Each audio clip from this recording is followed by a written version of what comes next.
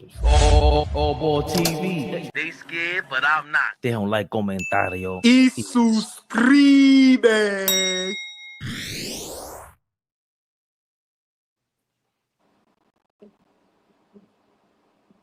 Yeah. Pick this up. Y'all know what this is. It's Sunday. Yes, sir. The rest day for some, rest day for most. Flea, how we feeling? Feeling amazing. Feeling amazing. Happy Sunday to all. You know what I mean? It's a little rainy over here. Feeling good though. Happy Sunday, all. Church was amazing. God bless everybody. AllBall, how we... What's up with his face, man? Because I don't know if that's sarcastic. I'm trying to read, between the lines. When people got that Joker smile, there's something behind it. So I gotta watch out for this guy today, man. But Leave me alone, OG. Leave me alone. I'm feeling all right, man. We all woke up today. To me, that's what's most important. Happy Sunday to everybody. Every day is a great day to talk sports. So as long as I get to talk sports, I'm good. Come on, man. We got some people in the building, AllBall. Oh, the beautiful, the lovely, the extravagant Monique Johnson is in the building. And I'm going to tell you right now, that picture is love. Big shout out Monique Johnson in the building, y'all. And please speak to the beautiful ladies and be respectful. Very respectful. What up? What's up, Big Mo? baby. We only highlight the ladies, man. The fellas, y'all know how we do Wakanda Forever. We rock with y'all. We only highlight the ladies, man. Wakanda Forever. Yeah, we ain't got time to be playing with y'all, man. We are highlighting the ladies. Fellas, thumbs up, hearts. Say what's up to the ladies, man. Yeah, come on. We live? The ladies is like the biggest, y'all. The biggest.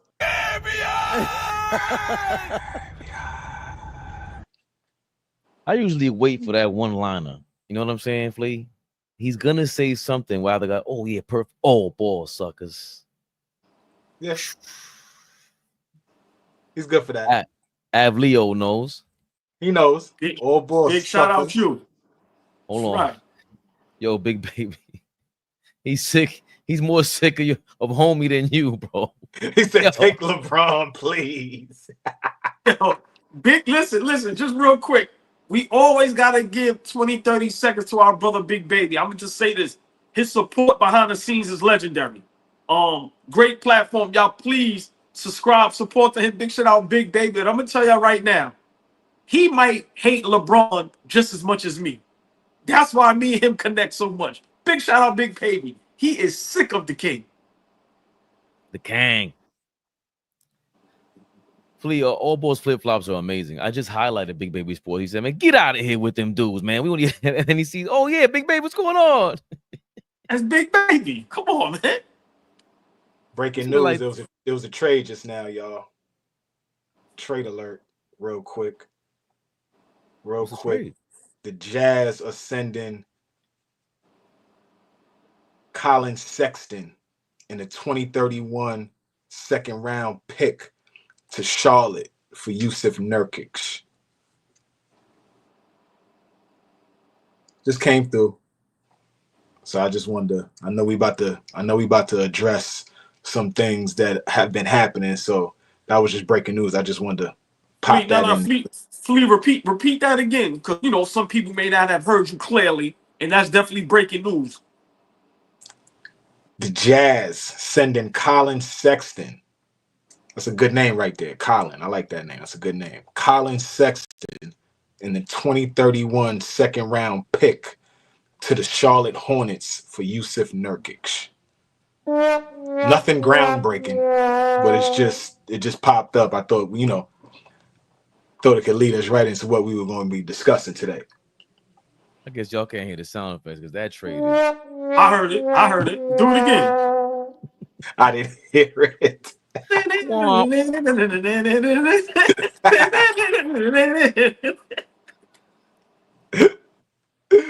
Ainge, what you doing over there, man? Hey, Flea, next time you say breaking news, make sure it's breaking news. You could have just announced that. You didn't have to say breaking news. You could have just announced that. My fault, y'all. You know, Please. My fault, gang. yo, horrible. The Jazz just horrendous behavior. Let's get right to it, man. Off season 2025 NBA off season is kicking off with I don't say a super bang. A lot of news going on here. Let's start off with the Toronto Raptors. They dismissed MASAI UJIRI. He was the vice chairman and president of the Toronto Raptors, and you know him from the Denver Nuggets. He set up that squad before leaving and joining the Raptors. He was actually rumored to join the Knicks when they won the championship. So there's a lot of, New York relations there. Also, he helped facilitate the trade, right? He took RJ Barrett, IQ, and gave us OG Anunoby. Thank you, Sai. You made up for robbing us for Carmelo and all that. Appreciate that, man. Took our whole team. Kidding me? I mean, he did the Kawhi trade too. Exactly. Did he deserve to get fired? He did do the Kawhi trade. I mean, the last couple of years they haven't been a good team. They Right. haven't been winning, and I don't know if that's people look at it like underachieving. I don't even know if that's underachieving. I don't think they've had a good enough team to be good. Well, I mean, for me, just to be brief, I think he overachieved what he did in Toronto, being able to get Kawhi over there and actually win a championship. Did he deserve to be fired? I mean, I have no problem with it. I think he don't have a problem with it as well. Maybe, overstayed his welcome. He was there a little too long. I think now there's a lot of teams that can definitely use a guy like that in the front office. But I think he did a hell of a job. When you bring a city a championship, that I'm being honest, nobody expected that move for Kawhi to go to the Toronto came out of nowhere. And for them to actually win and him be the sole reason behind that, I don't have nothing bad to say about him. I think it probably was a mutual agreement for them to let him go. Also, Scotty Barnes, you not him. You talking mad shit to Quentin Grimes. I didn't forget. Said Quentin Grimes ain't him. He looking better than you, big dog. And you got your vice chairman and president fired. Shout out to Masai UJIRI. I forgot where he's from in Big Africa. Can I say something? How you take up two spots? He was the vice chairman and the president. I'm not only the client, I'm the player president. Fire. I just want to know if I could remind Flea. Hopefully he could, remind me. Wasn't there someone that argued that Scotty Barnes was overrated? I don't recall.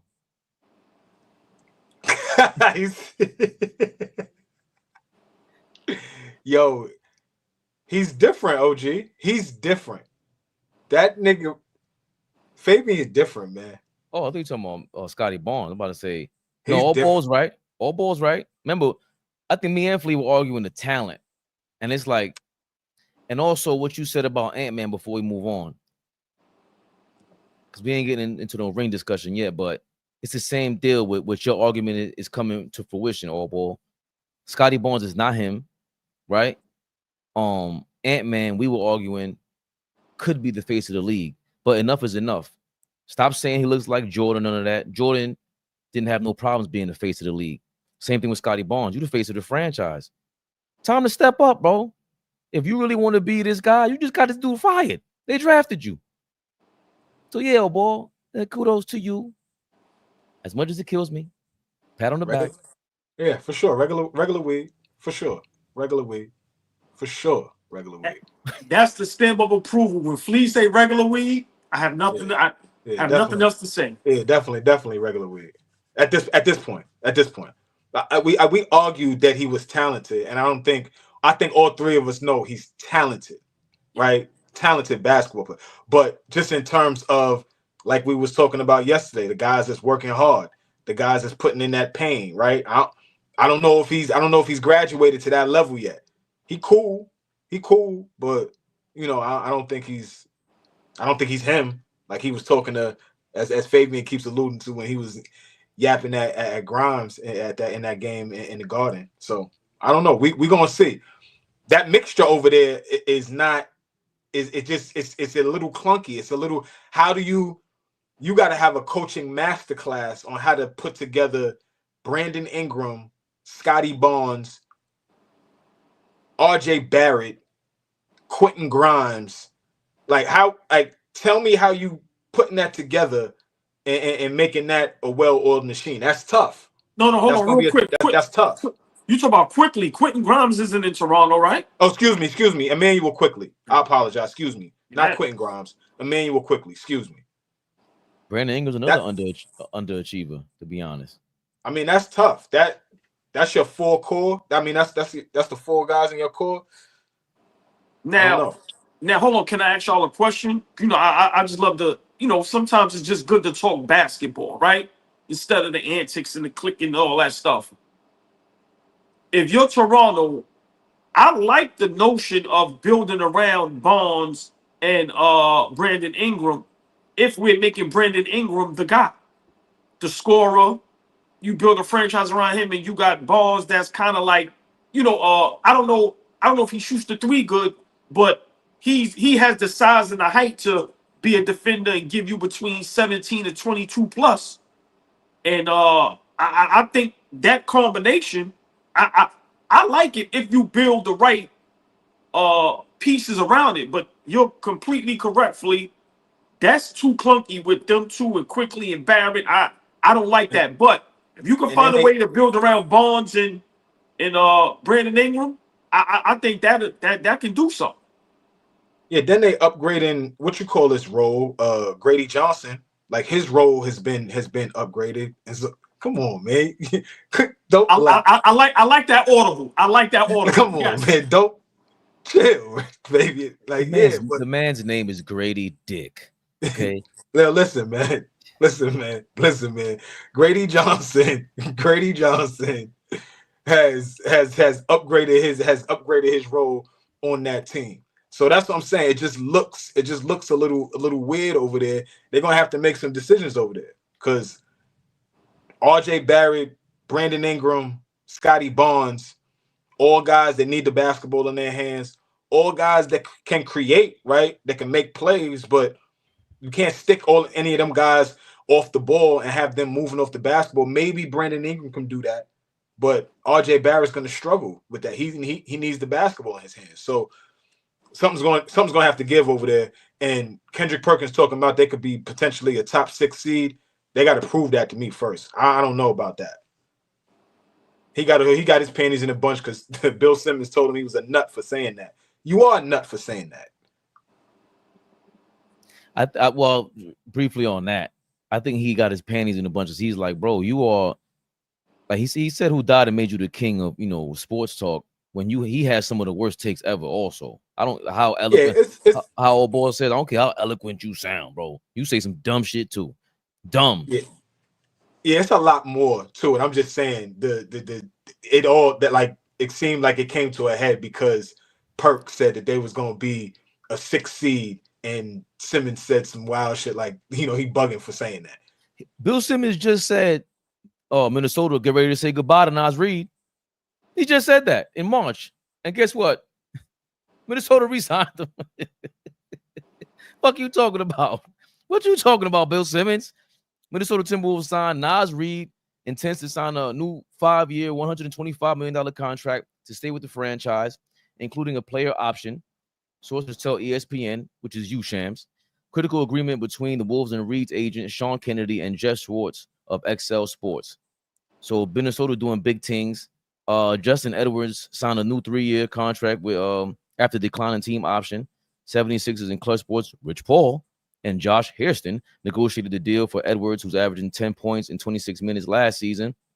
What else Shams got going on? In Houston, the Rockets intend to sign their free agents, Jashawn Tate, Aaron Holiday, and Jeff Green to new contracts and bring them all back for next season. Okay, Aaron Holiday is definitely related to Drew Holiday. It's his brother. No, because I keep doing racist shit and just making the Jalen Williams brothers. I keep making Aaron, Drew, and Justin. There's 3 of them. That's ill. Yeah. And Miles Bridges and Mikal Bridges. I said they were brothers for years. People were like, "What are you talking about?" I'm like, I don't know. I'm just making shit up. Yes. You're making shit up. Yeah, why not? If Bill Simmons and Kendrick could do it, I could do it too, man. But There goes Nas Reed. hold on real quick before you skip to the Nas Reed. I would love to ask y'all, what that's 25 a year. Do y'all think Nas Reed got lowballed or that was perfect for him? I think getting 125 mil is great for him. Okay. For him, I think it's Coming off great. the bench. Yeah, but I think his role is gonna be advanced now. Like they're gonna ask more of him. I think there's gonna be some flirting on how can we move Gobert. I don't know how they're gonna do it, but how do we move Gobert and get Nas Reed in the starting lineup?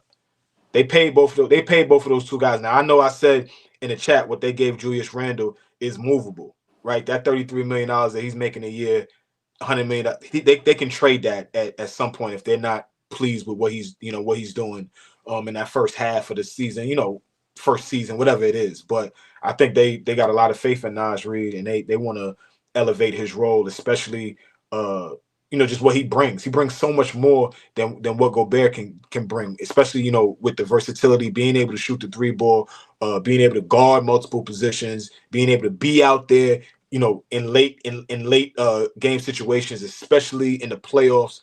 Right, you can't play Gobert sometimes. We watching Nas Reed go out there and help defend against Joker last year in certain situations. So now I think Nas Reed has absolutely earned his money. All he's gotten is better and better.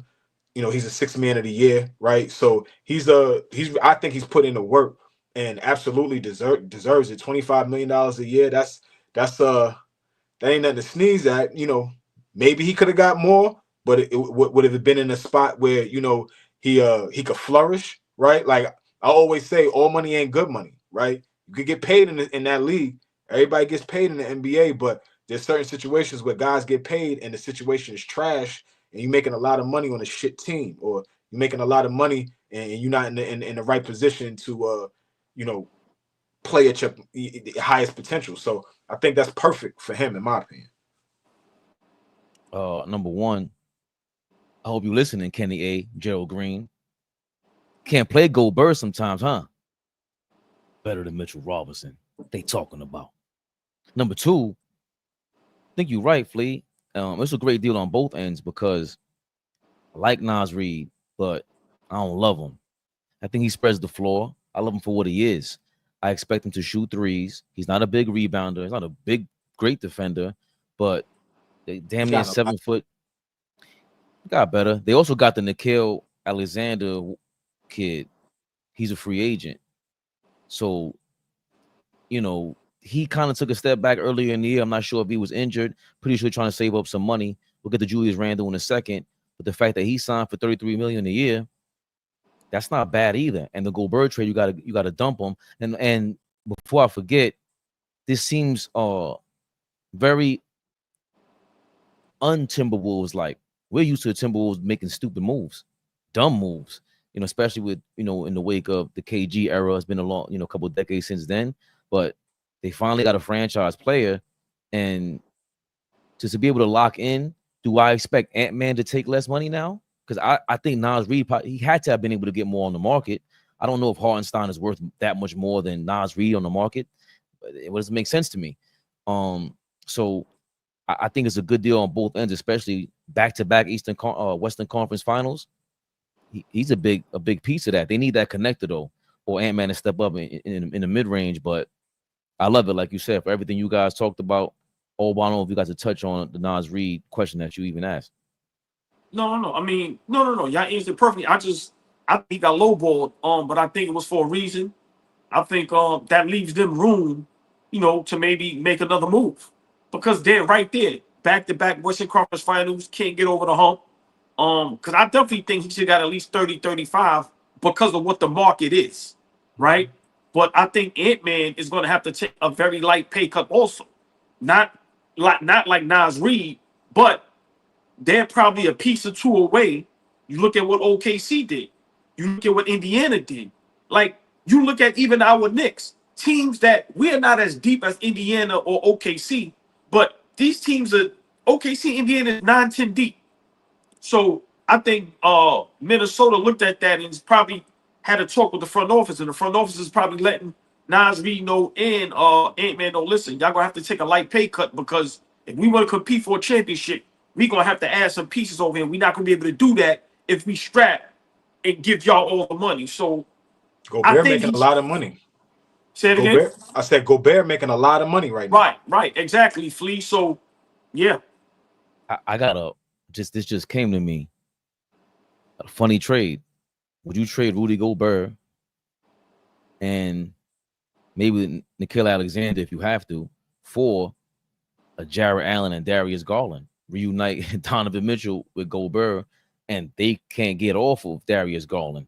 But Minnesota's looking for a point guard, and Cleveland's looking to replace. I think there's some talks about getting rid of Jarrett Allen, because he's, at least, you know, Gobert is what he is, but he's, you know, he gets rebounds. Allen kind of softened in playoffs. And I know they're looking to get rid of the money, and I know you add money with Gobert, but you probably willing to take the money to make up for what you need in Cleveland. And if Minnesota wants to take another leap, I think they're looking for a point guard. He can shoot, he can drive to the basket. They have to I would think they would have to somehow look at someone like that to take, you know, like Flea always talks about, you taking steps. How do you get past that Western Conference Finals? I don't know what y'all think about that. That was a great point. I ain't even got to elaborate much on that. I totally agree with that. If I'm Minnesota, I'm definitely looking for a move like that. We tried it with Rudy Gobert, no knock to him, but we've been here for a couple of years, can't get over the hump. You have to make a change. And, you know, Conley, as, you know, professional as he is, listen, that style of play is not getting him. At this point, I think Conley would be a great backup point guard. They need a starting point guard. And I think that move that you just said, it sounds weird, but I think Jarrett Allen works better with Minnesota. And then I think Rudy Gobert would be perfect in Cleveland. I would love that move if I'm Minnesota. So I 100% agree. I mean, I like Darius Garland as the guard next to Anthony Edwards. I like that a lot. It now gives you a guy that you gotta pay attention to, right? They don't put too much attention on Mike Conley, right? And now you can't leave Garland, you know, to double Anthony Edwards, because Garland will kill you. Garland will go for 35, 40, clip you, right? He's that talented of a guard and can score at all three levels. At his size is what kills me all the time, because he's not a super big guard, but can get to the rim, right? Scores in the mid range and can hit the three. So I like that next to Anthony Edwards. I think it helps them put them, you know, that much closer to being in the finals. And if they get back a Jarrett Allen type of guy, who now you're not forced, you know, to put Rudy Gobert in situations where you might have to take him off the court, things like that. You know, he's not going to clog up too much of the paint as Gobert does with guys like a Julius Randle and a Nas Reed, that, you know, allowing them to create a little bit more. So, I mean, I like it. I don't know if it's a possible deal, right, but if it's possible, I like it. I don't know if I like it too much for Cleveland, right? I still need to be able to have Donovan Mitchell mix it up, you know, in the paint, be able to go downhill. And that puts them back together. I don't know. We already saw what that looked like, him and Gobert together. We know what that looks like already. I don't even know if they would really even explore that. Now that I'm thinking about it, that puts them back together. They peaked at one point. And Mitchell ain't even really want to be around that big nigga no more. So I don't know for Cleveland what that looks like, but definitely for Minnesota, a Garland type of guard is absolutely, I think, you know, what could help them for sure. Because I think something like, I always point to the OG trade, is just the fit. Mikal Bridges is worth 5 draft picks if you keep Dante, because of the fit. So for Cleveland, you might have to make it enticing off of Dante or Nickeil Alexander. Like, you got to make it enticing, because you're right. That might be a step back chemistry wise. You don't want to ruin the chemistry that they got, because they seem like they're having fun together. And also a big thing that Donovan Mitchell talked about with the coach was like, yo, Jarrett Allen and Mobley, they don't talk enough. They too soft. And that might be the same thing with Gobert again. So I don't think Donovan Mitchell, he might try to nix that shit. Like, nah, you think Allen is bad? That guy don't listen on defense. He don't listen to shit. He over there touching microphones and all that. Your man is bugging. But moving right along. Shams. That was a Nas Reed news. This one here, Chicago Bulls were trading Lonzo Ball to the Cleveland Cavaliers for Isaac Okoro. Speaking of the Cavaliers, what do you think about that? I'm gonna be honest. There was some rumors, you know, surrounding Garland. I think this right here solidifies it. I think, listen, as great of a season Cleveland had, and as good as Garland and Donovan Mitchell looks playing together, I'm gonna be honest. This is looking like they looking to get rid of Garland. But I like the move for Cleveland, to be honest, because you know Garland, you know, guys is injury prone. It's a bigger guard. Like Flea alluded to this a while ago before everybody else started alluding to it. That's why I say AllBall TV. We say things, and then mysteriously people start talking about it weeks and months later. Flea was saying for our Knicks, he would love Lonzo Ball to be the backup point guard. But I like this move for Cleveland. I like this move for Cleveland. Lonzo Ball is a big guard. He could defend 1 through 3. He's a passer. So Donovan Mitchell ain't got to worry about not getting the ball. Because you know Donovan Mitchell, listen, he's a scorer. He wants the ball. And he can defend. And he can rebound. In regards to Lonzo Ball. I like the move. Like I said, I think Lonzo Ball can help a lot of teams get over the hump. And I think this is a great move for Cleveland to get Lonzo Ball. And then now, you know, you have where if something happens with Garland, whether he gets moved or whether he gets injured or whatever it is, they got a guy that can step right in, get other guys involved. And I think Lonzo Ball, my last point, this is great for Mobley. Because now he has a guy, because as much as I love Garland, he's a scoring point guard. He's not a pass-first point guard. So now you have a guard at that position that's willing to get people involved. So I think for Donovan Mitchell, this is going to step his game up tremendously. And I think Mobley is going to get much better with a guy like Lonzo Ball playing alongside of him. So I like this move for Cleveland. I like it a lot. It didn't cost him a lot. What you thinking, Flea? I was pissed when I saw the trade. I know you was. I was pissed when I saw it. I was like, because that's exactly, you know, the type of move. If they took Okoro, if they took Isaac Okoro, they could have taken, I love you, but they could have taken Deuce McBride from us for Lonzo Ball. If that's what you was going to be able, if that's what y'all was taking from them, come and get, and I love Deuce, but if you get, I just like Lonzo, the fact that Lonzo is a bigger guard who can handle the basketball, who's a pass first guy, who can create, who can put you in a position where you can put out 3 guards, right? So now when he goes over to Cleveland, you might see Kenny Atkinson sometimes put out there him, Garland, and Donovan Mitchell on the floor at the same time. Now, we don't know how healthy Lonzo Ball is, right? He was getting back into shape. He was getting back into form at the end of last season, I think. It was trying to figure out, I guess he's just, you know, still trying to figure out that knee situation. But, you know, prior to those Knicks and Knacks that happened in Chicago, you know, they reminded us, we forgot. Chicago was a 1 seed at one point when they had it rolling with Lonzo, Levine, and DeMar DeRozan. They were a 1 seed before dude got hurt. So, you know, he's very, very capable of being that guard that you know creates mismatch havocs for other guards, right? How do y'all defend him when he's out there and you got 2 dynamic other guards on the other wings on the side, right? So for me, I was pissed when I saw Cleveland picked him up. I like what you said about Mobley. You know, putting him and Mobley in the pick and roll, putting Mobley in more positions to get easier buckets, right? Mobley's game is elevating, so now you want him to be able to get easy baskets, not to work too hard to get baskets. Lonzo's going to be able to help him do that. I like it. I like it a lot. And like I said, if anything, you know, if he can give you anything on the defensive end, that's a plus. Like I like Okoro on the defensive end. He played defense, but Lonzo Ball, if he's at all, you know, 80-90% of what he was prior to the injury, that's a great pickup for them. I don't know if I would have liked the Knicks to get that, especially for Darius, for Deuce McBride. And Lonzo's injuries are just it's tough. I can't think like it. I think Okoro is a decent, to me, average player, decent defender, but it's worth the trade for Cleveland. Like, all right, any upside we get from Lonzo, this is a tough defender, and neither one, Garland or Donovan Mitchell, can defend like Lonzo Ball. Lonzo Ball can D up if he's healthy.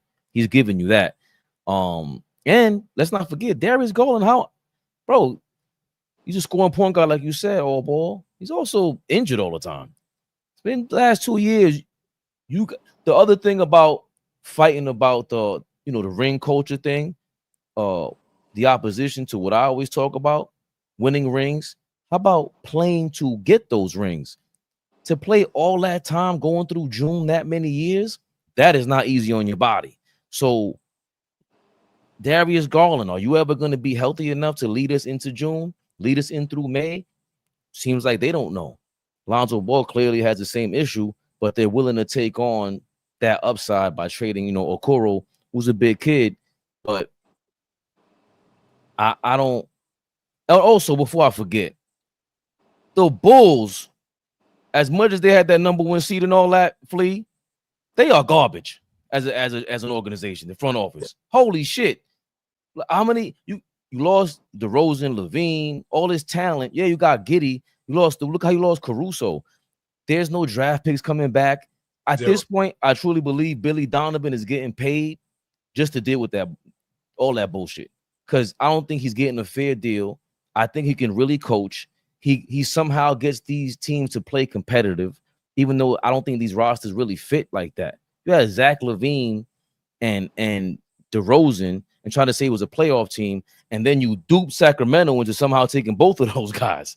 And like they didn't just see what happened. You know what I'm saying? So that organization, man, they remember the rumor was Billy Donovan had a secret deal under the table with them and was making more money until the Knicks went over there, started prying, and they had to give him an official deal. So that organization, man, and we know about terrible organizations, and I just recognize that with the Bulls. Is what's his name still there? The white dude that was with the Bulls, was it Paxson, GM? Who, John Paxson? Yeah. Nah, it's not. He's not the GM no more. It's Arturis something. He's got a. I don't want to butcher the name, but it's another guy over there. Who's that over there is doing a horrific job. Just say that. That owner is horrible. That's just bottom line. That's still the Reinsdorf. I think they're getting ready to sell them or the Chicago White Sox, but they're just like, enough is enough, man. Like, we got to start holding these people accountable, running the organizations. We got rich motherfuckers around here. Steve Ballmer, them. The Lakers just got sold for $10 billion. Same owners from the Dodgers and all that, bro. That's Chicago, bro. As much as we the Mecca, you got ballers out there. Did the Bulls move Vucevic yet? He's still over there? I didn't see any news on Vucevic. I don't know. All I know is I take him for the cheap. Kobe White, if you listening, get out of there. Come on over. Kobe White. Come right over to New York, brother.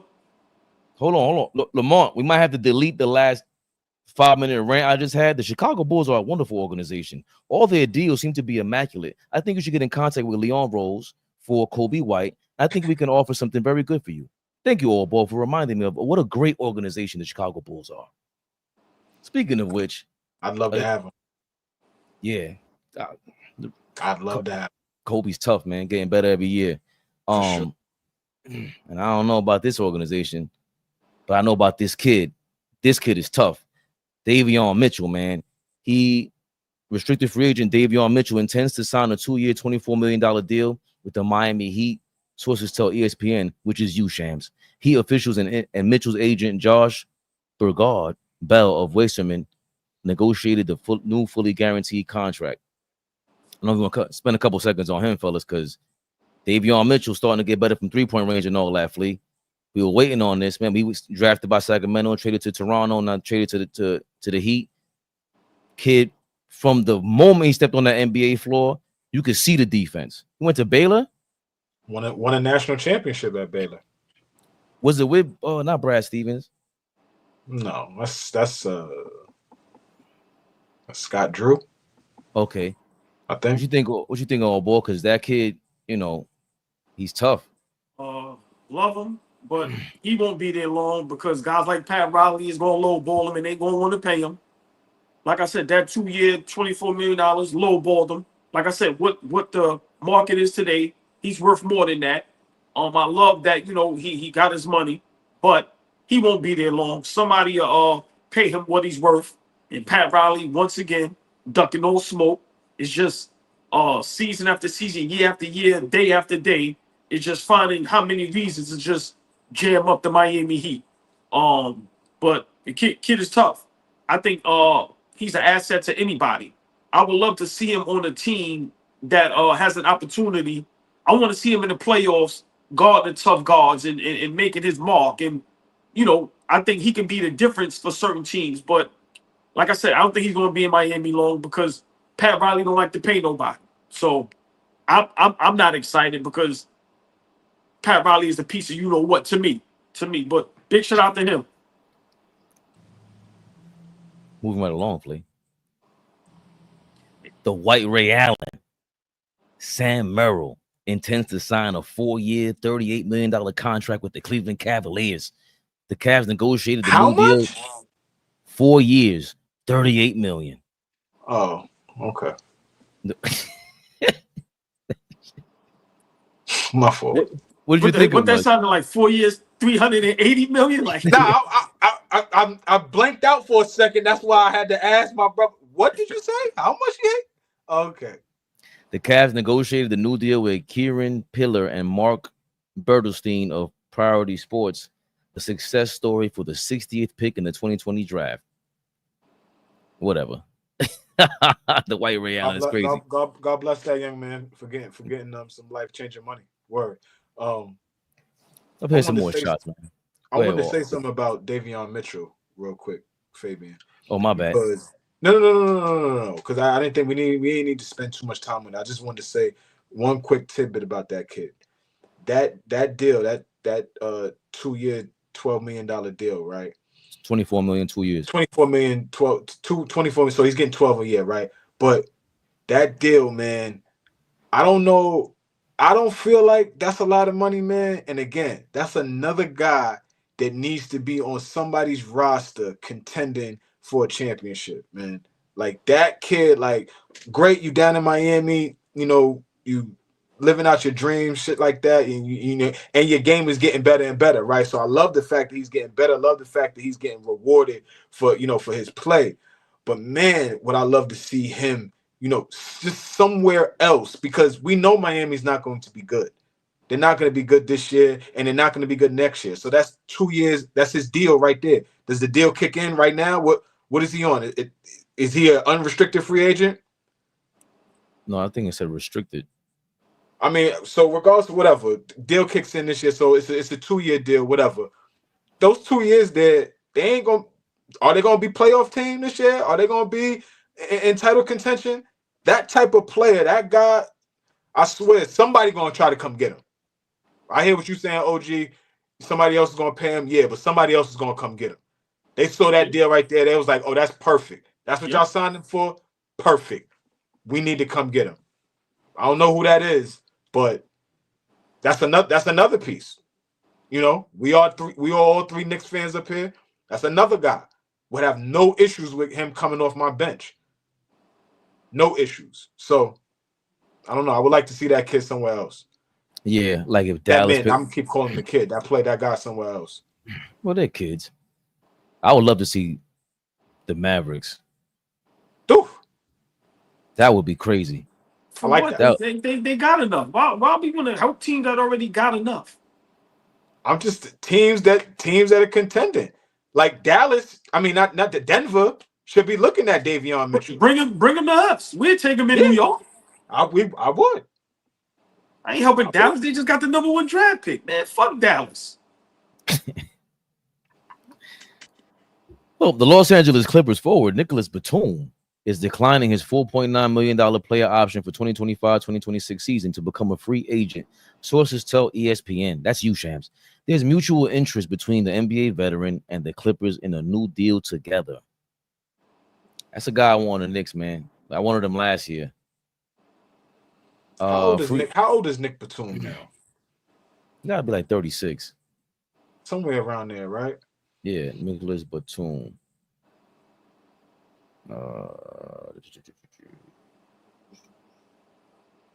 Why is it not coming up? We could definitely use a Nick Batum off the bench. I'll tell you that much. He was born in 88. Guy who gonna defend, guy who gonna hit shots. Like, yep. These low maintenance, I talk about all these low maintenance guys that don't need too much, that's gonna come in with their hard hat and get to it. Yep. Right? That's another guy. Super low maintenance, a leader, right? He is a leader. He gives that, just guys that have that aura when they out there, and it just feels like they lead just by example and not too much talking, but just leading by example. I feel like Batum has always been that type of guy. He comes in the game, he helps to lead the team. He ain't doing too much chirping, but he's that type of player. And you gotta remember, guys like him, Davion Mitchell. Just imagine them on our roster. It brings toughness. We have to be honest. Our Knicks, we don't have no toughness. Them guys are straight to business. They ain't playing no games. Hit big shots, defend, and he's long and big. Pause. We need that coming off the bench because we little. So, like I said, that Nick Batum is very interesting because, if he doesn't stay with the Clippers and he goes somewhere else, depending on where he goes, he's gonna make a difference.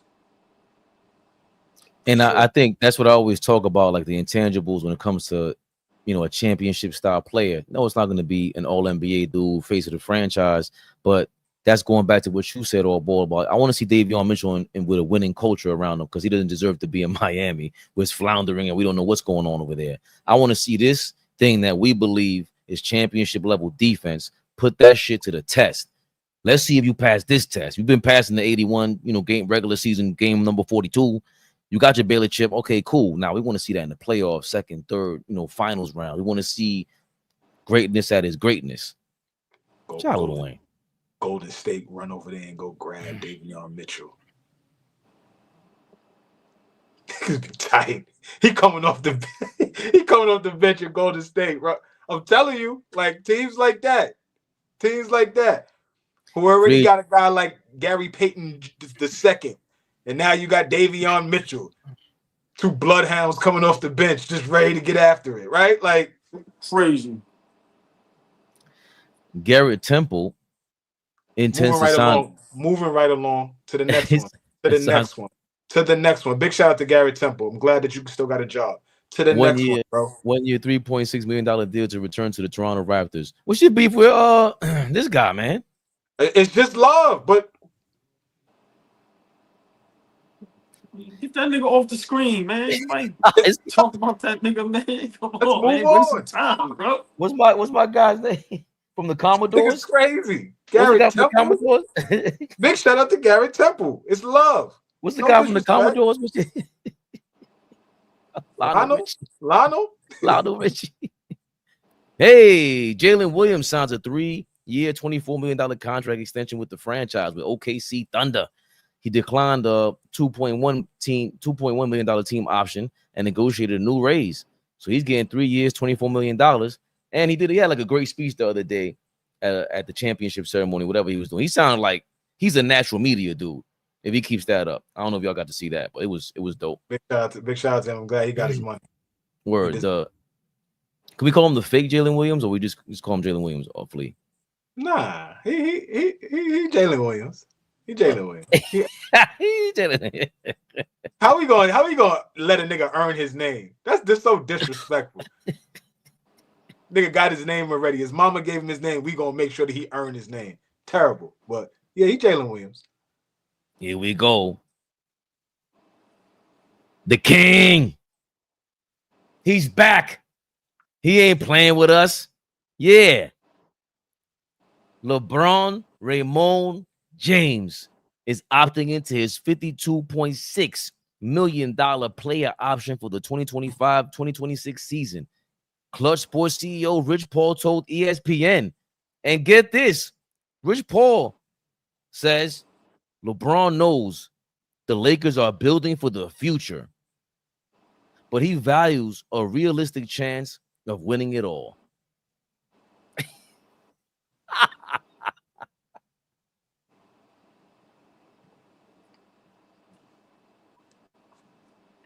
Oh boy, what do you feel about LeBron James signing up for $52 million and values winning it all, even though the Lakers are not winning it all anytime soon, apparently? You got to see this nigga for another year. I mean, for me, it just goes to show you, he's just trying to rack up accolades and points that nobody gives two fucks about. If it ain't about winning the championship, what are you still playing for? So my thing is, you know, what we gonna say now? He got 80,000 points.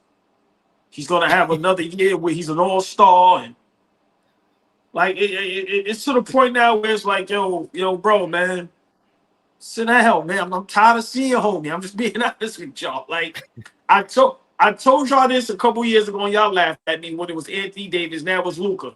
He's never gonna give up the keys ever until he's done. I keep telling y'all that.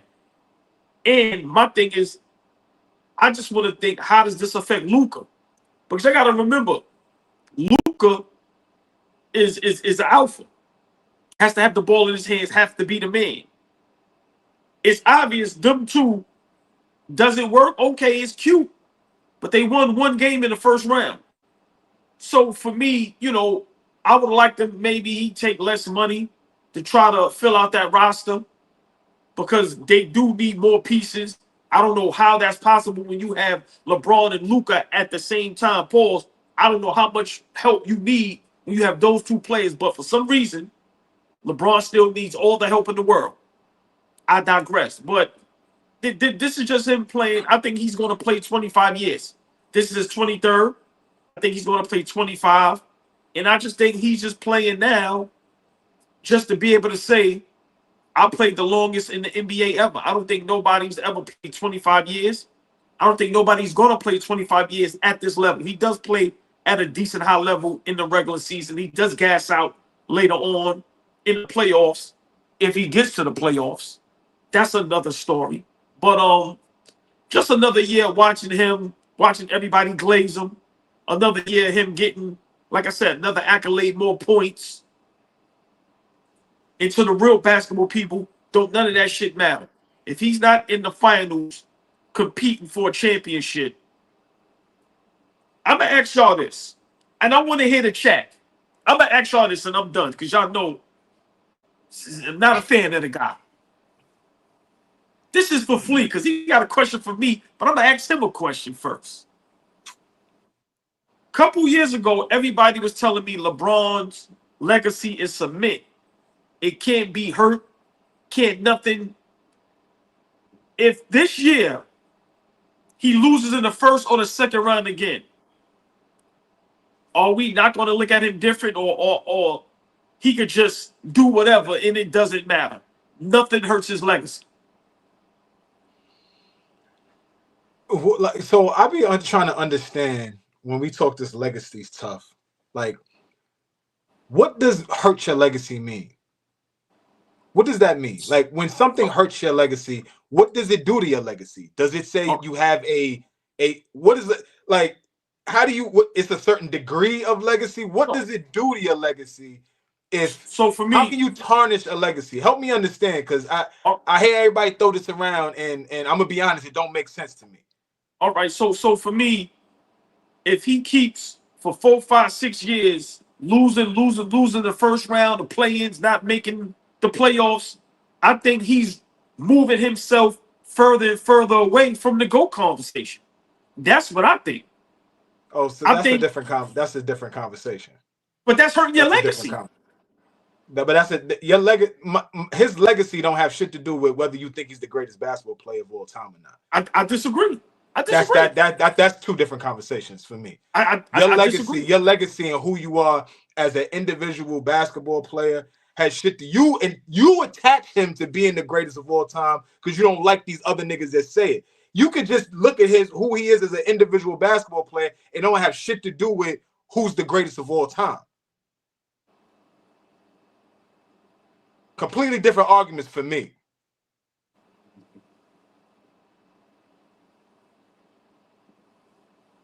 Is that a pregnant pause? No, I'm just.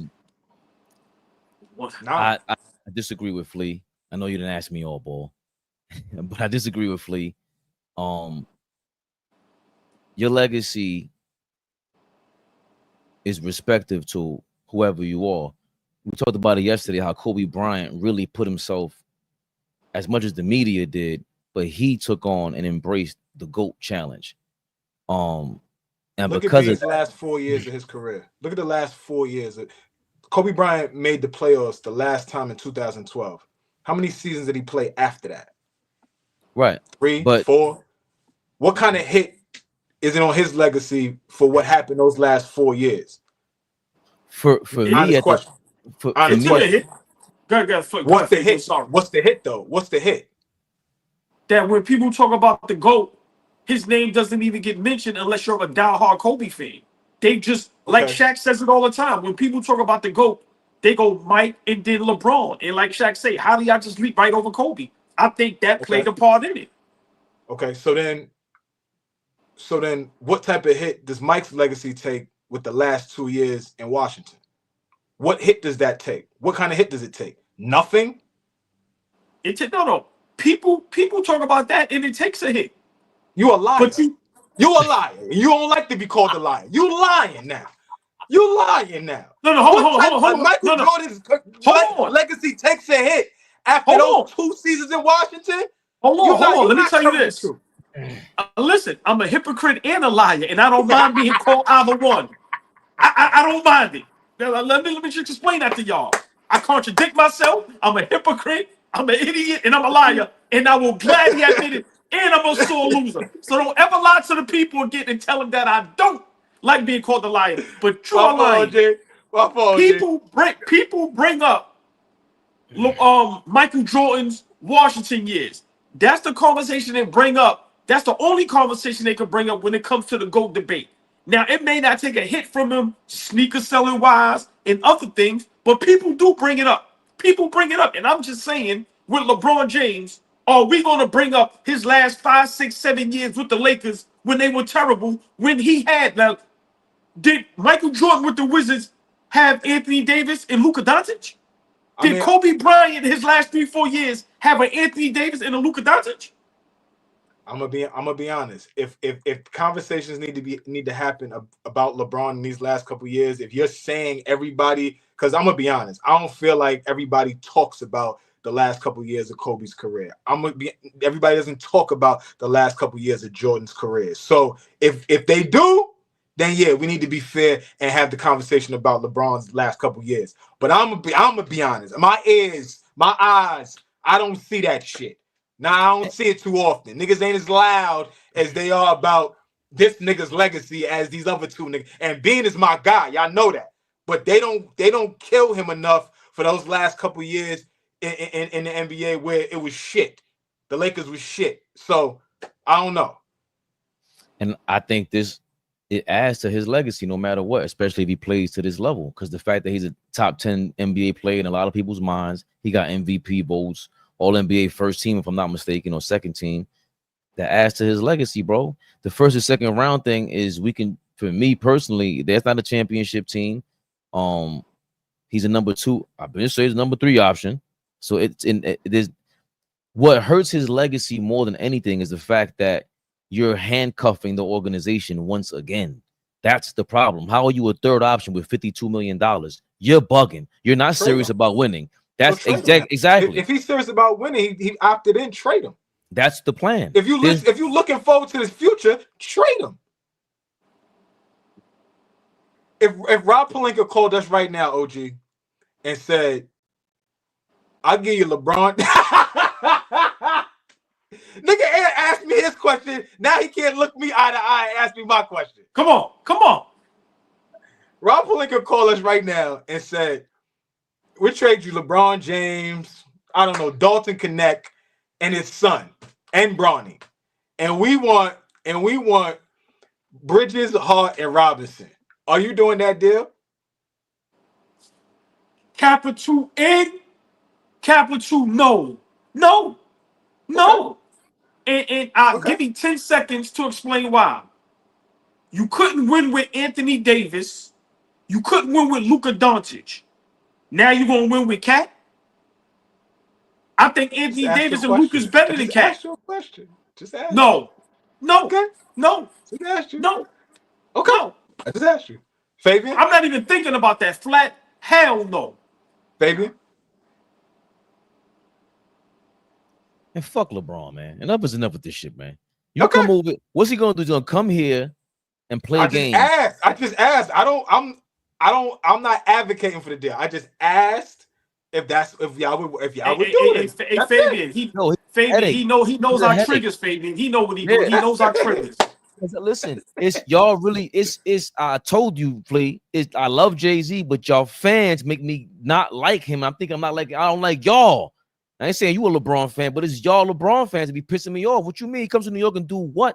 We already got this boat rocking. We don't need you. We proved that already. Your punk ass friend left Leon Rose's family and all that. Go stay in LA, man. Go enjoy that $10 billion. He's a liar, a flip flopper. He's worse than AllBall. This guy, you talk about a hypocrite. He's the biggest of them all. Look, listen, he's terrible. Yo, Flea. These are the things that hurt his legacy. See what you said? That's why I didn't like what you said, Flea. That's why what I didn't like about what you said. Yes, these things can hurt your legacy when it comes to GOAT because now you're in that realm. Everybody don't get to be at this table, as Charles Barkley was talking about. And certain things people use as a criteria to remove you from the table. It calls security like, oh, we got the wrong guy over here.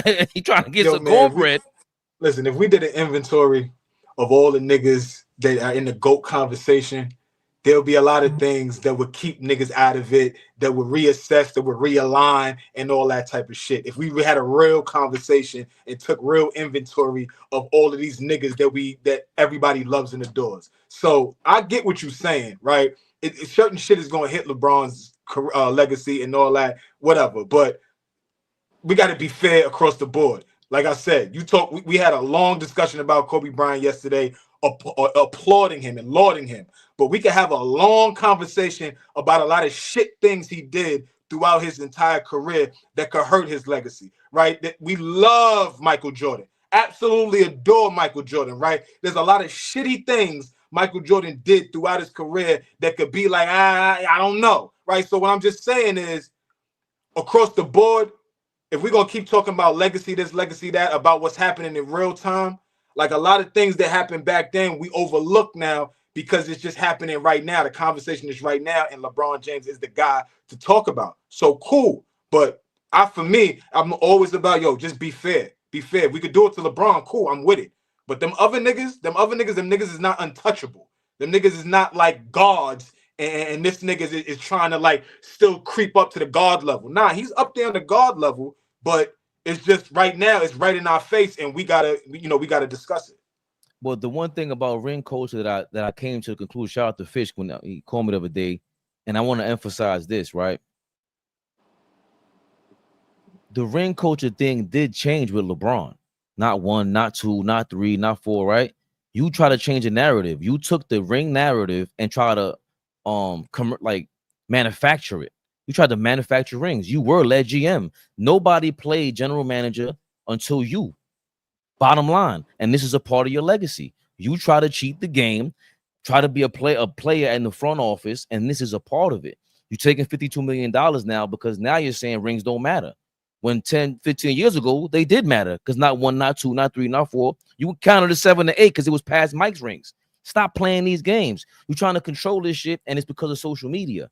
So, again, your legacy, all this stuff will hurt your legacy. Yeah, we got to be fair, especially about the things that you can control.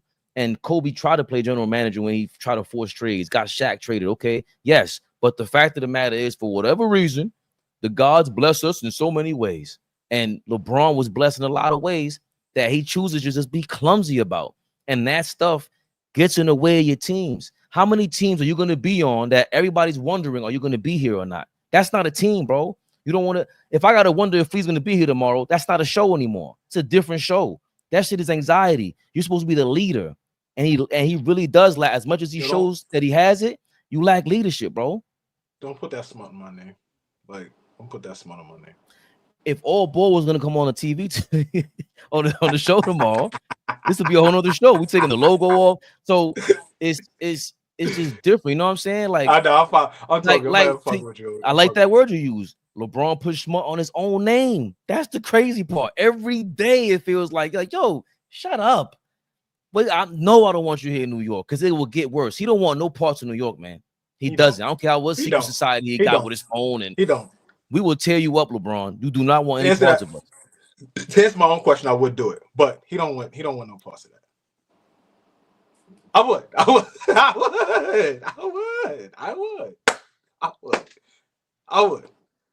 Those three names, yes, I would. So I mean, those three names: Bridges, Hart, Robinson. I would. Sorry. I would. Bro, you played basketball, right? You played basketball. You telling me you rocking with these dudes on your team that you love to go to the gym and play, like you're in your mind, you tying your laces different. I'm playing with my dudes today.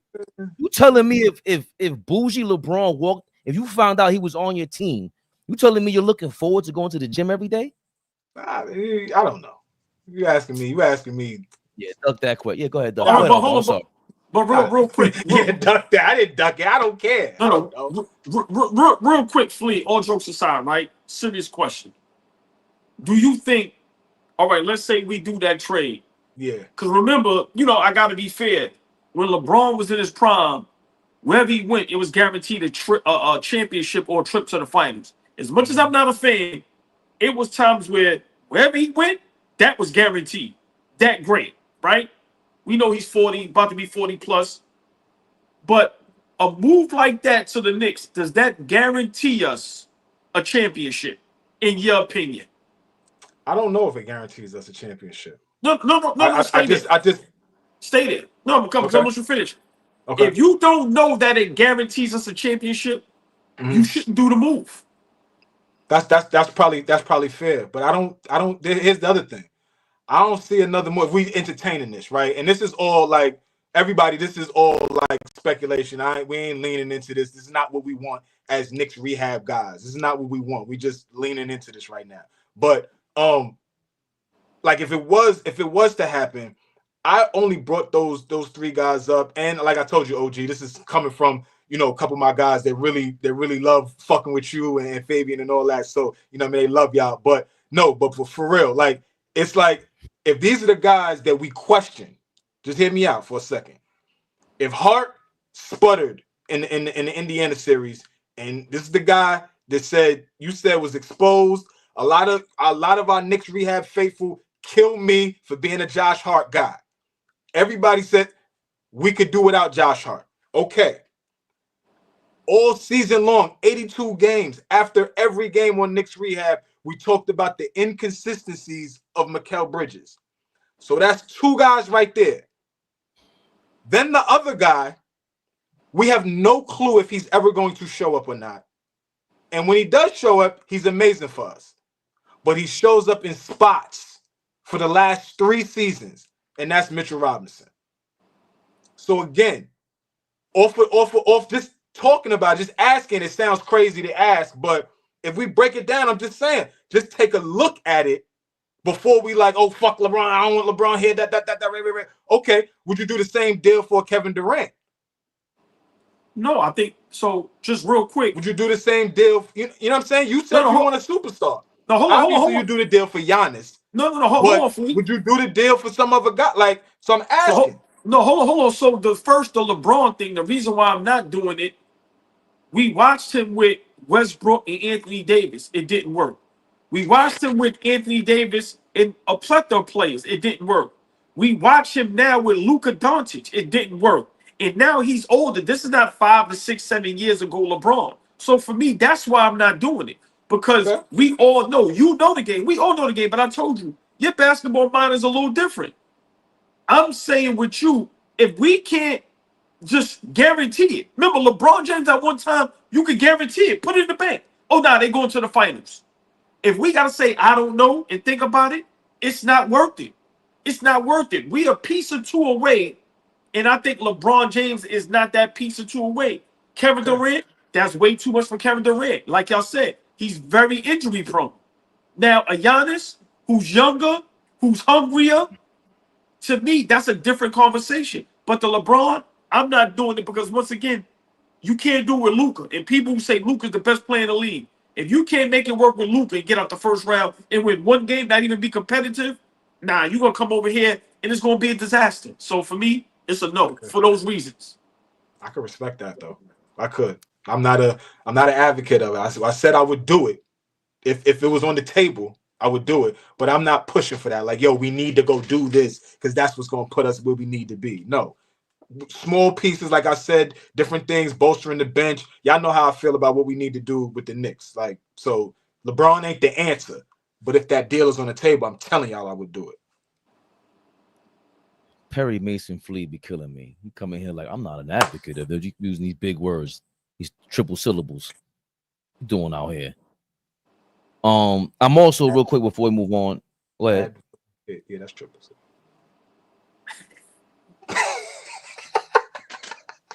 In real time, I counted the syllables too, Flea. I know you asshole.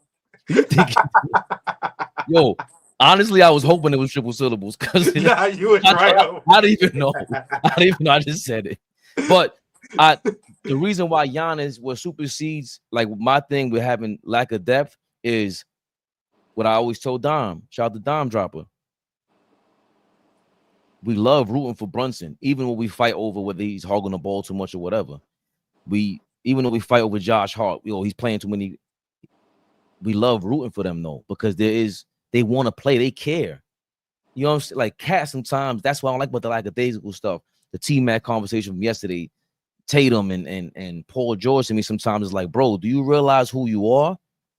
Are you letting go of this responsibility that you have to care on the court? Because you are putting the show on at the same time.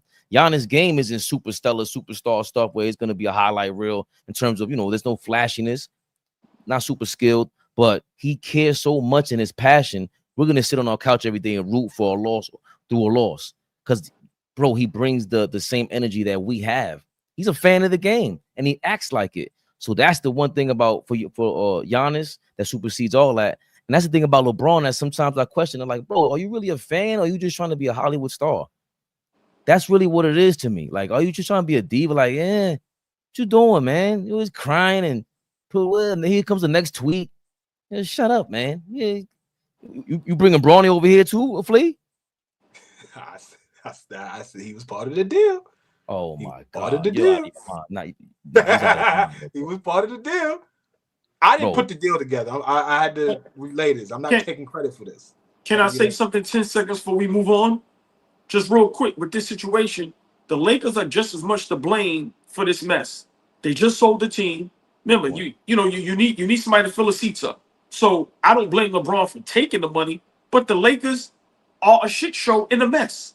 And I don't know what's going on over there. And if I'm Luka and his representatives, I'm contemplating re-signing and staying here for the next 5 to 10 plus years. I really am, because are we playing for championships or are we playing for the front and the back page and for social media? Like I said, the Lakers are just to blame as everybody else. The organization, like how y'all said with the Chicago Bulls, right now, and I said this a couple years ago, and everybody laughed at me when I said Jeannie Buss needs to fire herself. The way the Lakers are being ran is terrible. It's not about championships. It's not. It's about social media and being out there. And now that they sold that team, you got to put butts in the seats. So what do? We signed the biggest star. Listen, man, it's terrible over there. The Lakers is a global brand.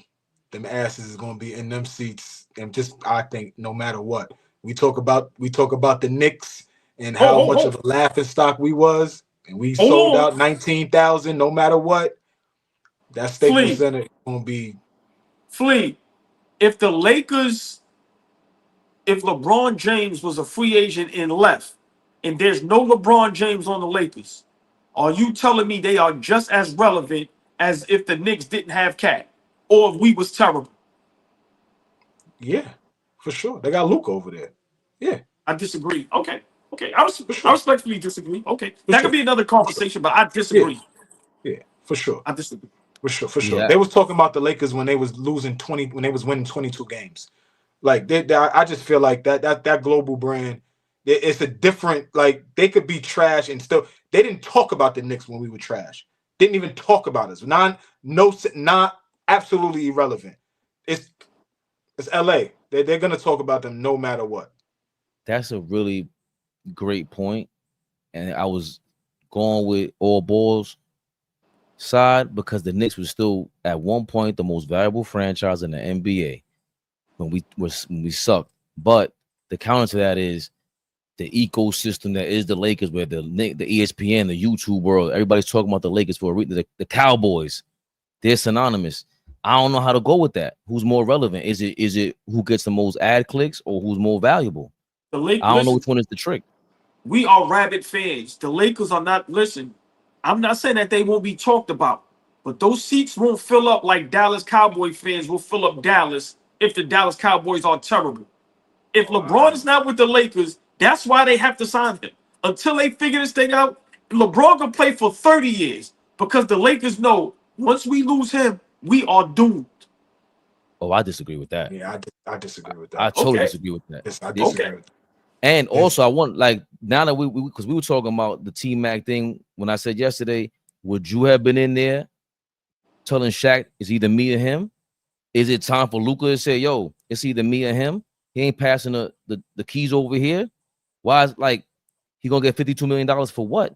If we could trade him for a piece that could give us closer to a championship, and I can really get the bad Luka campaign, that was the genius strategy by Nike.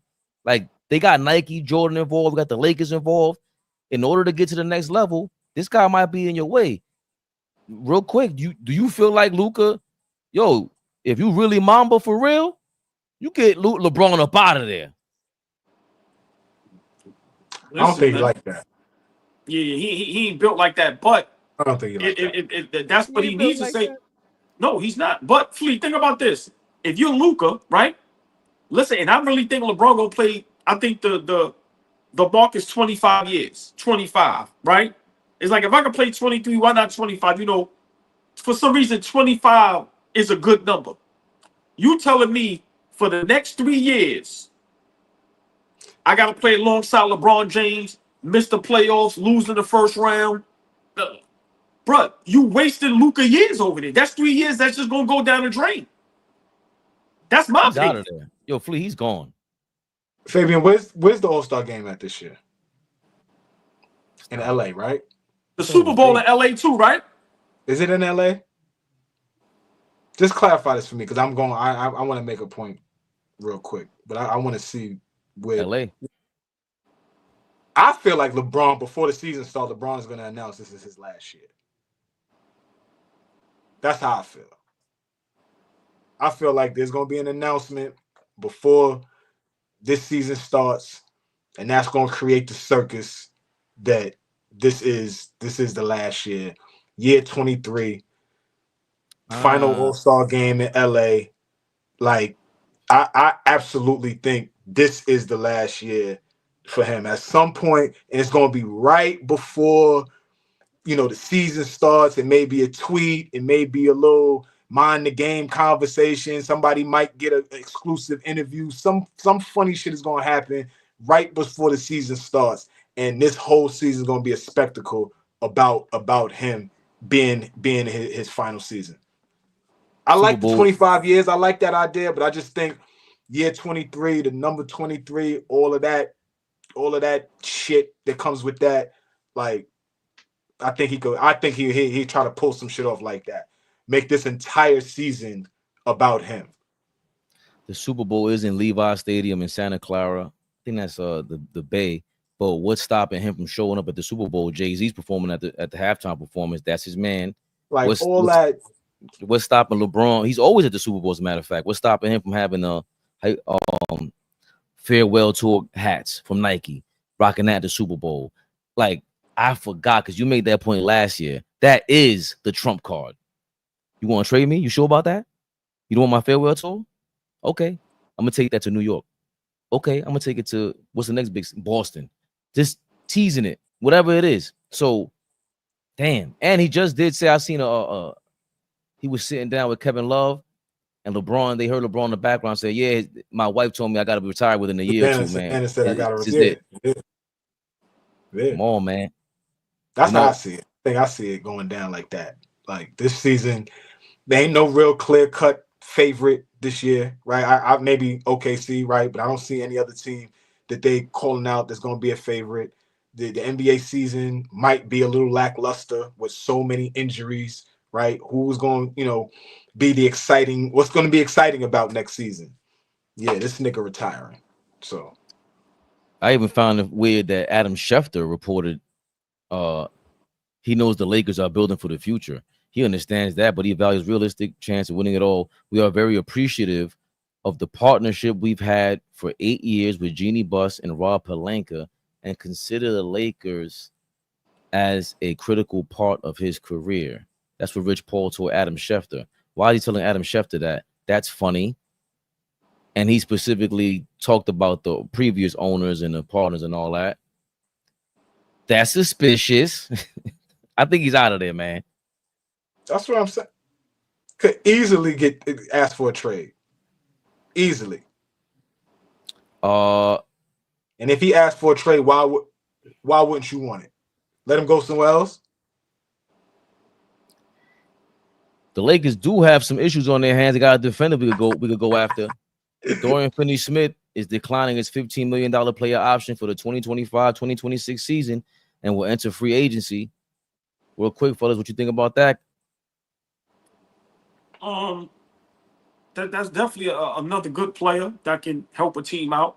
Like I said, a player like that, those are moves that, teams look for to get to that next level.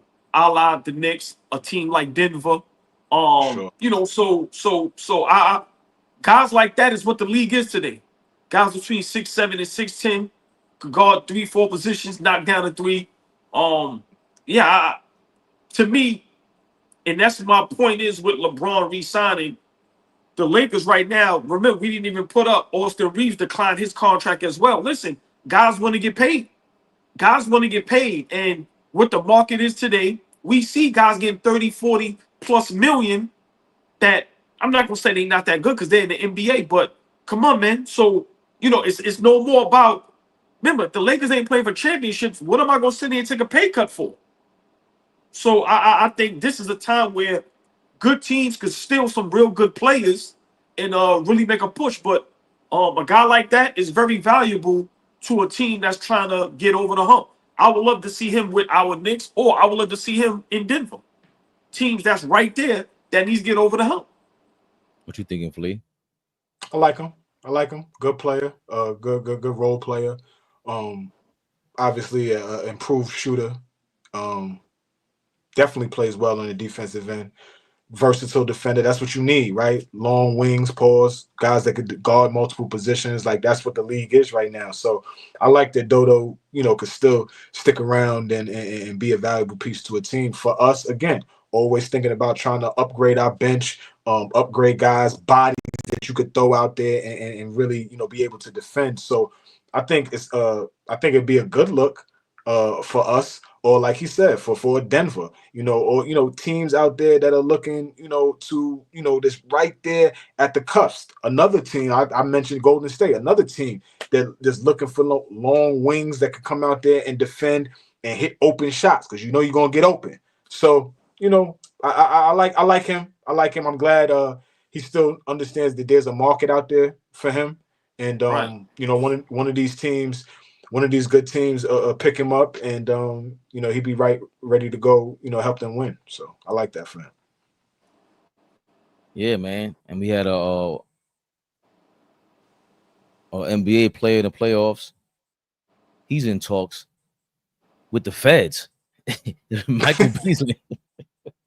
Michael Beasley's being investigated. Malik Beasley. Let me get his name straight, because the district attorney's office definitely got Malik Beasley's name straight in them papers. Yo, what was we calling him during the season, during playoffs? Mid Beasley, mid league Beasley.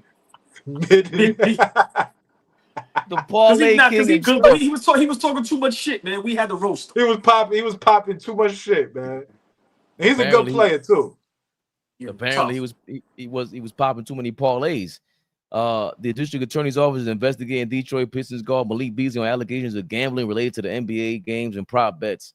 An investigation is not a charge, Beasley's attorney said. Steve Haney told ESPN Malik is afforded the same right of the presumption of innocence as anyone else under the U.S. Constitution. Listen, man, I don't believe none of them, but good luck to y'all. Shams also said Beasley and the Pistons were in serious talks on a new 3-year, $42 million contract to bring the free agent sharpshooter back to Detroit, but now talks are on pause, the sources said. Fucked your bag up, Goofy. Yeah, I just real quick. Y'all better chill with them with the parlays and all that, man. Shit is dumb. Shit is dumb. Just stay off the gambling thing. I know you're trying to triple you got a 12-leg parlay on your $42 million contract. What are y'all doing? Leave it alone. They had, I forgot which school it was. They had a whole bunch of kids parlaying with their mom's cell phone and everything. It's bananas. Good luck to you, Malik Beasley. You got jokes and all that, but you're never guilty until proven innocent on this side. So, plus we all he might have some problems, man. Go to Gambling Anonymous or some shit like that. I don't know. Bro, y'all niggas is multi-millionaires, man.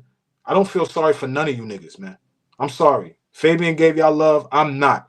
I don't feel sorry for none of you multi-millionaire niggas that decide to do that dumb shit when y'all are already up. Generational wealth, be able to take care of your son. And you dickheads is out here parlaying. I don't feel bad for none of you niggas that get caught with that shit. You niggas is dumb. Stop doing it. It's not worth it, clearly. Because now you're going to fuck up the regular bag because you're trying to triple it by doing some goofy shit. It's dumb. Idiots. That's all I got to say.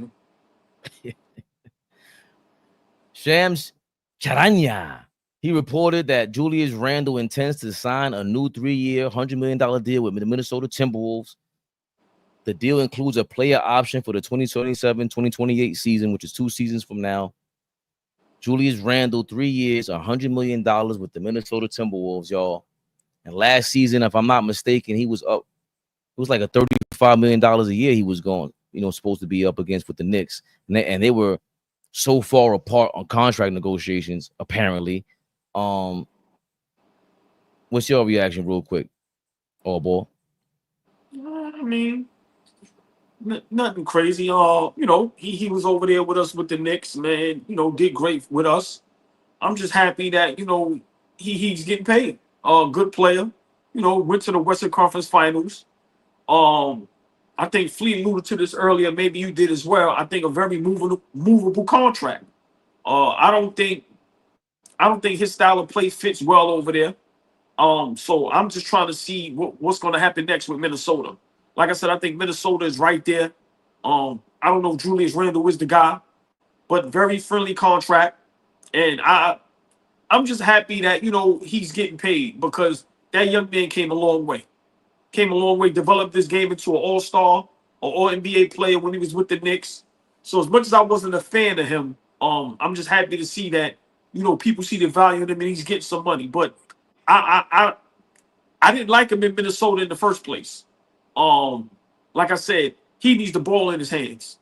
And a guy like Ant-Man, we know is a superstar and definitely need the ball in his hands. So for me, I'm just looking forward to see what's going to happen with Julius Randle and the Minnesota Timberwolves. I don't think he has a future there. I think they will move him eventually. What you thinking, Flea? Yeah, I don't think Minnesota's married to him. I think that's a cool deal. It's a deal that he earned. I thought he played really well for them last year, considering just coming in off that trade and kind of unsure what that was going to look like. They were able to mirror exactly what they did the year prior with swapping him out for Cat. So there was no drop off really in terms of team success, but just in terms of like who he is as a player, I personally think he would fit somewhere different. Nas Reed getting that money, I like I said before, I think it elevates his role, and it kind of elevates his role for me above Gobert and Julius Randle. I think Nas Reed is about to like kind of come into his own and kind of not be that 6th man of the year guy anymore. He's going to be a guy that they rely on, and so they got him a little cheaper, and so now maybe you move Julius for some other pieces that help you get to where you need to be. So, you know, I know those deals, you can't move a guy till December 15th, if I'm not mistaken, after they sign. Yeah, after they sign. It depends on the deal. Something Usually like that. It's like 3 different weeks. The first wave is this, you know, December, then January, and February. Right. So again, I mean, he's a good player. Could fit in a few different spots. I just think what they need over there, he could probably get them back what they need and help them get to the next level. But I just don't think that they're married to Julius. Okay.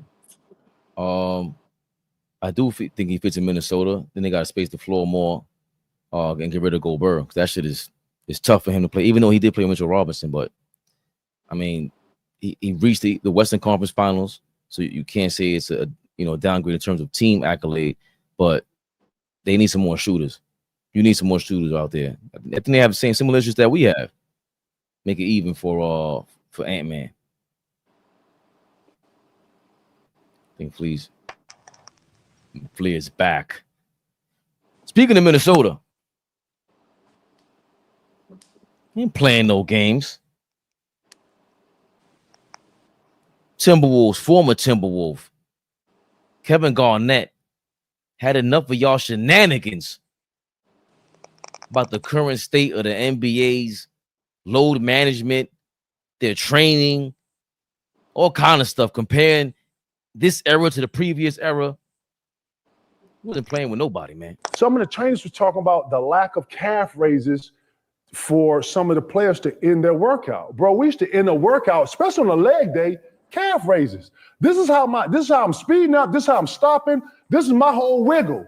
If your calves ain't here, and on top of whenever I go to finish, I got to be athletic enough to finish, right?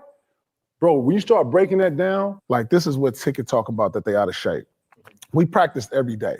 We went up and down every day. Like a game. Like a game. So we 5-on-5 pretty much the whole season. With drills. With drills. And so now they come in and they doing a lot of individual work. With a trainer. You know, so a lot of our shit was game speed. Right. With a trainer. And then in the summer. At half speed. Right. For 30 minutes. Right. And then they're going to go play a 2-hour fucking game and think they're going to play. In the summer, we played ball. Ball. Like, we played 5-on-5. For 7 hours. In the summer, they individual work every day. For 30 minutes with one trainer. Yeah. And think that's going to be the same shit. Like, what are we talking about here? Bro, motherfucker do a whole workout an hour by himself. I come in here, it's 5 niggas in one workout doing 30 minutes. Bro, this is not the same shit, bro. No. Then he gonna go run Red Mountain and try to kill himself. Yeah, that's why I wanted Come on, to bring man. up. Ticket, you had a pretty, memorable. I got to guard a Tracy McGrady. I got to guard a real nigga in fourth quarter, and I'm tired of my legs done. How do I simulate that? I got to go play against people like this, and then I got to take my body and try to kill it. Because when you listen, I'm gonna tell you something. This is what them motherfuckers don't tell you about game 4 or game 5 or game 7. When you in mud and they come down to LO and they call in a triangle, you got to stop LO from get Lloyd, and I'm stuck in mud and my legs ain't even. And then you know what I'm saying? Like, and then I get to the huddle and 3-4 niggas is falling out. Motherfuckers don't want to play no more. Like, bro, you can't simulate this. This is the foxhole you in. So you try to put yourself in simulate. He would go to what's the dunes you go to? Oh yeah, the dunes over there in Manhattan Beach. I'm going to the opposite dune where it look like a whole mountain. Yeah. He doing that when I'm doing this one. We both talking shit about what it take to get to the top. He talking about how he threw up. I talking about how I threw up coming down. He threw up on the way up. Like, Lord, who training like this? And why y'all training like that? Guess what? We get to the fourth quarter, we looking fresh. We dapping. Yeah, nigga, you remember that? Right. Yo, what you nigga, let's get him in. Like, yo, talking about, you feel what I'm saying? So that's what we doing. Lord, oh ball. Listen, KG started off shaky with trying to defend this era. Lord, I love when he says that. That shit is hilarious. And respect. You understand. You understand. You understand. We've been saying, we've been preaching this. These young pups. doubting the old school, running up the damn stadium stairs. What happened to that? To the Rocky shit, AllBall. You hear KG's passionate about off the court, prepping for games, playoff games, huh? Big shout out to Kevin Garnett. I said it a while ago. His platform started off a little shaky. Him and Paul Pierce got much better. I think for me, when it comes to watching former players talk the game, for me, they're at the top of my list. That's for me. I love everybody else's platform for different reasons, whether it's funny, story, whatever it is. But to me, I love to hear Kevin Garnett talk basketball. I think he's the best at it. They need to figure out a way to get him more exposure. Maybe he doesn't care about more exposure, but he's moving the right way. I'm the big ticket. I am the man. I'm already rich. I ain't got to do the clown shit all you niggas is doing. It don't make no sense. Talk the game. So for me, he's the best at it. But that being said, Jay Will, all you idiots. Y'all heard what Kevin Garnett said, right? That's the reason for all of these injuries. You niggas don't work out.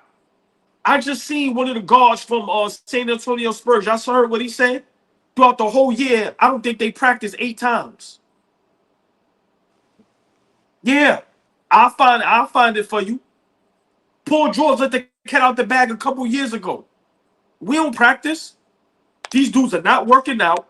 They not in the gym. They not lifting weights. And Flea, you played at a certain level. So you can attest to what Kevin Garnett is saying. Bro, you telling me one-on-one workouts is similar to me playing 5-on-5 at a certain speed? Absolutely not. Right. You just can't. You can't simulate it. Individual workouts is way different than getting up and down. Like it's just different. And then Flea, think about it. You are guarding and running up and down and chasing the greatest athletes in the world. For one, you at a size and a weight that you shouldn't even be able to do this. How LeBron moves, you should be able to move like that at that height and at that size. So why are you not training right? Think about back in the days, you watch the teams play and practice full court. Bro, and then think about the summertime. These niggas is not practicing in the summer. They in Paris doing runways. Kevin Garnett broke it down. I don't even have much to say. I can listen to what he just said over and over and over again. He is 100% correct. Look at a guy like Russell Westbrook. He plays at 100 every game. You know why he doesn't get injured? Because he's training correctly. He's in the gym. He's hitting the weights. He's doing the right things. Listen, man, these guys, this is going to continue to happen unless they practice and train the right way. When you go back to where Mike and them, and even going up to a certain era, those guys hit the gym, hit the weights, and when they practice, it was 5-on-5, Flea. It wasn't, you telling me a 12-man roster, everybody got their own trainer? We in the gym and everybody's in the corner one-on-one training and stretching? So Kevin Garnett is 100% right. Jay Will and all you other idiots who think y'all know why everybody's getting injured, talk about we need to put money into science and all. No, we don't. Kevin Garnett broke it down perfectly. Perfectly. What Kevin Garnett just said, that shit belongs in history, in the books. He said it correctly, and I think everybody else is scared to say it. But listen, I love what he said. I think he's correct. I think he's 100% correct. And he threw shots at everybody. Because everybody puts everything on social media. I just seen, and I'm going to let Flea cook. Did y'all see James Harden doing modeling? That shit was so cringy. It was just like, y'all take, your profession is basketball. They are taking everything else more serious than their profession. They're taking social media serious. They're taking their brands serious. And they're not taking the game serious. These guys are so talented and so gifted that they're just going off of pure talent. That's why if you notice, nobody gets better every year. Everybody's game is the same. You know why? Because Flea says it all the time. How can your game get better? What can you do to get better?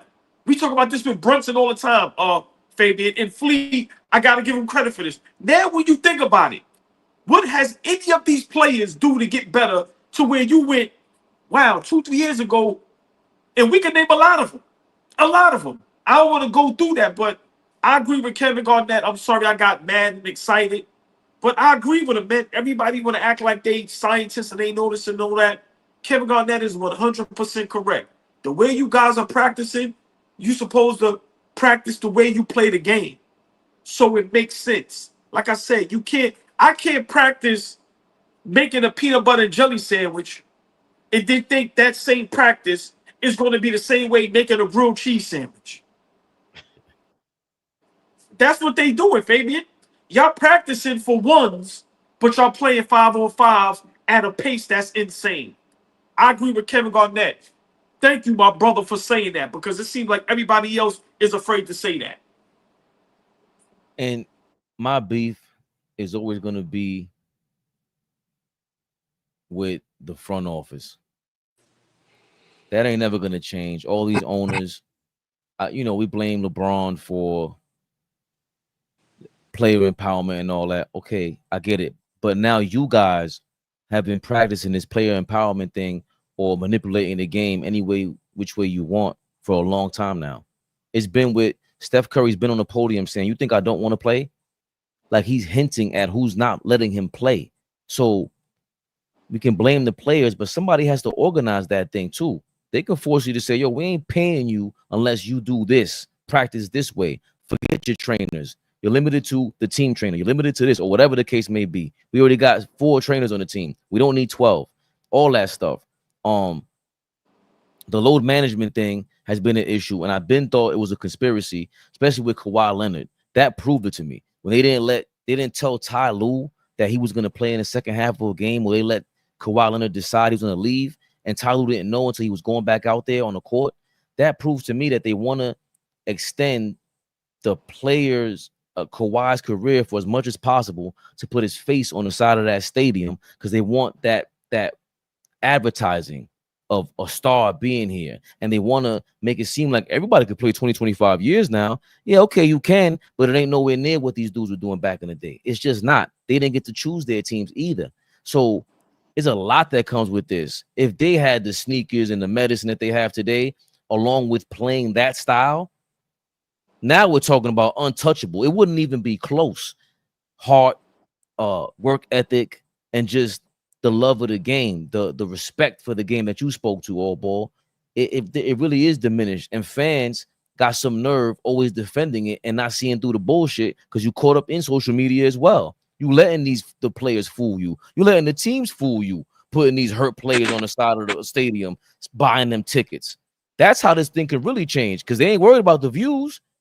They getting $70 billion still, and they got the worst views they've ever had. They don't care about that. They want to sell advertising and go viral every single day and make sure Draymond is on here talking crazy and punching somebody in the face. That's not basketball. They just want to sell them tickets. They want to sell them hot dogs. They want to sell everything, but they don't want to sell the game. And it's not that hard. And Flea, I just don't. It's not all on the players because these guys, again, it's the league is the youngest it's ever been.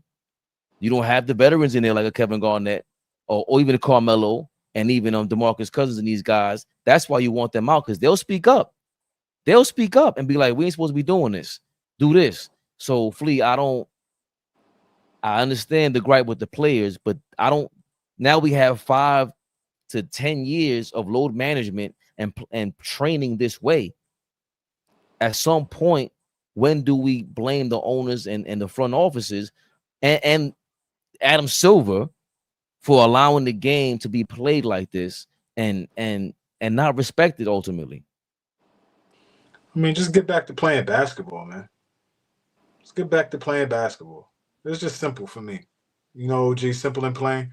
It ain't much to this. Just get back to playing basketball. We don't even have guys that are built like Ron Artest anymore. Built like Ben Wallace, built like Lonzo Mourning, built like Karl Malone, built like David Robinson, built like these niggas was Greek gods, man. Like there's nobody built like that anymore. And that just goes to show these guys don't lift. These guys don't do a lot of the things that are just old school ways to keep your body in tip-top shape. I am no doctor, no nutritionist. I'm not going to speak like I am. I'm just talking about what I've seen, right, through my experience, just knowing other. And these guys ain't in the gym lifting, right? It's a lot of different. Plyometrics is great. Resistant bands is great. Rehabbing and doing all of those recovery type things are great. But I'm talking about building a base, building a body up that can't move. Like, there's a reason. I know we just finished talking about him for a while, but at year 23, there's a reason why he's at year 23 playing at the level that he plays at. Because he does certain shit with his body that these young niggas ain't doing. These young cats ain't doing. It starts down to even our kids' age, OG. These kids don't want to play. They want to work on they want to work on individual shit. Well, real quick, Flea. You can hear me? Real quick, I don't mean to cut y'all off. But Michael Beasley, did y'all see the clip when he talked about Kobe Bryant, where he said he regret not listening to Kobe because Kobe told him to lift, and he stopped lifting, and he said his high school years, that was the best he's ever played because he lifted. But college, NBA, he stopped lifting, and look what happened. So I just want to repeat that. If people didn't hear that, go to Michael Beasley, and he'll help you understand how important it is to train and lift to keep your body in tip-top shape. Yeah, they just they just don't work out and play the way that they did back in the day. They just don't. And the attention to just being able to simulate, like they said, simulate game speed. These niggas don't practice. Practice was like super important back. And we could quote Allen Iverson all we want. That was fun, right? That was a fun moment. But call it what you want. Allen was out there practicing. That's why he was acting like that, because he's like, nigga, I'm practicing. Like, so things got to change, and like it's the NBA, so yeah, but things got to change from the ground up, like grassroots, like how we look at this game. It is very much more about the individual player and not the game itself. Right? It's not about, promoting the game. It's about promoting the guy, promoting the brand, promoting the player. And we get away from that. And now it's just not authentic anymore, man. And you're going to see more and more guys get injured. You're going to see more and more guys not being it. Like, I don't even want to take a hit, man. This nigga with one arm got a 2-way contract. It's pissing me off right now. No disrespect to him. I don't want to get killed right now. But ain't no way in hell in a certain era a nigga with one arm is going to be able to step out there on the basketball court and fuck with us. It's just not. I'm sorry. The league, I'm sorry. Niggas can get mad at me. Niggas can say what they want. I'm sorry. Ain't no nigga it's not possible. They're not letting it happen. But we are in an era now where this type of shit can happen. Shut his mic off. Me? Shut his mic off. Are you fucking kidding me? Like, no. I've been wanting to say this for months, man. This shit is killing. This a 2-way deal? And he doesn't have both arms? Like, nah, man. Get the fuck out of here. Much respect to him. Much respect. But that just goes to show about the competition and talent. We allowing a nigga to do that to us now? All right, man. Yo, please. What Cam said? All right. We got a tournament for the handicap. Special Olympics. Y'all are wild. Please. I don't get it. And that just goes to show. No, that just goes to show where we at now, man. That just goes to show where we at now. The show is over, man. I'm telling you. Flea did it again. A Vince Carter Gaucho's gym moment. Flea did it again 2 days in a row. Yo, it's over. Let's go, It's Flea. over. Oh, It's man. over? Yeah, I'm not talking about nothing else. It's over. Flea shut the show down. 2 days in a row. Yes, it's over, Fabian. It's over? We got an Are we update, supposed to- man. They said rookie sensation, Utah Jazz rookie sensation, Ace Bailey has a new agent.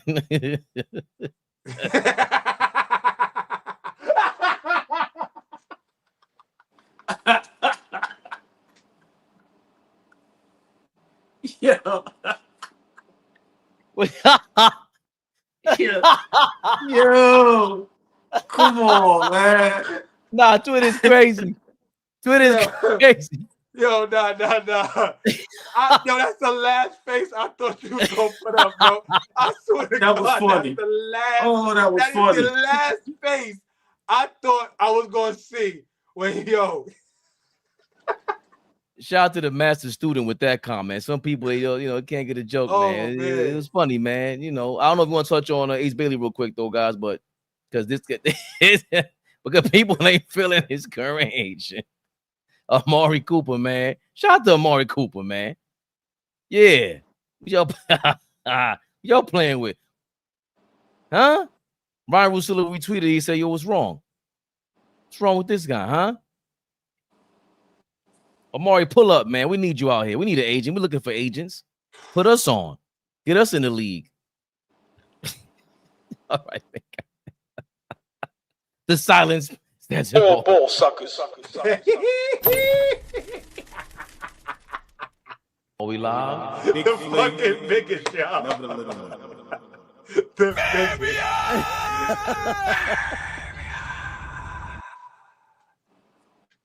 Tune in mañana. We'll probably be getting on 7, 8 o'clock. We're gonna decide a time was good for us. That shit was crazy. Nah, Twitter just I saw it. I said, nah, I'm not even showing them this shit. This shit is hilarious. I got to keep AllBall for 2 hours, man. I'm gonna have to apologize to him after I get off the show, y'all. But you should thank me. We got hilarity involved. We got Big Fleet crash out. Come on, man. We producing out here, baby Bubba. Yeah, I see. Oh, Monkey Wrench. Appreciate you. You the one asking for the snapback? We working on that. King Speech.